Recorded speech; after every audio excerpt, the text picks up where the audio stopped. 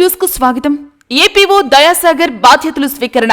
సాధారణ బదిలీలో భాగంగా వలేటివారిపాలెం ఉపాధి హామీ పథకం ఏపీఓగా దయాసాగర్ శుక్రవారం బాధ్యతను స్వీకరించారు.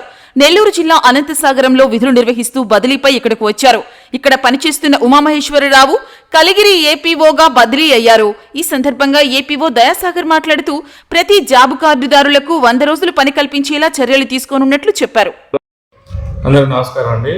ముఖ్యంగా ఈరోజు నా పేరు కె దయాసాగర్. నేను అనంతసాగర్ మండలం నెల్లూరు జిల్లా నుంచి వలేటివారిపాలెం మండలానికి ఏపీఓగా నన్ను బదిలీ చేయడం జరిగింది.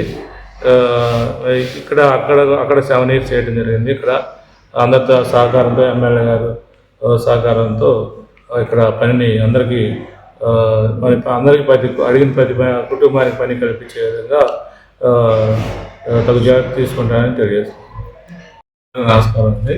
ముఖ్యంగా ఈరోజు ఏపీడీ గారు మన వలేటివారిపాలెం మండలానికి రావడం జరిగింది.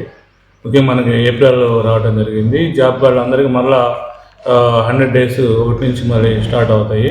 దాంట్లో భాగంగా ప్రతి పంచాయతీలో పనులు జరగాలని సూచించడం జరిగింది.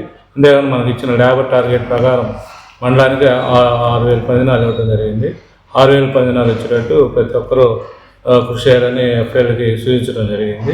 అంతేకాకుండా మనకు ఫారం పాయింట్స్ కూడా టార్గెట్ ఇవ్వడం జరిగింది 175. ఆ 175 కూడా కంప్లీట్ చేసి ప్రోగ్రెస్ చేయాలని చెప్పడం జరిగింది. అంతేకాకుండా మనం ఎంతైతే రిపోర్ట్ చేసామో ఆ లేబర్ కూడా మనకి జనరేట్ చూడాలని తెలియజేయడం జరిగింది.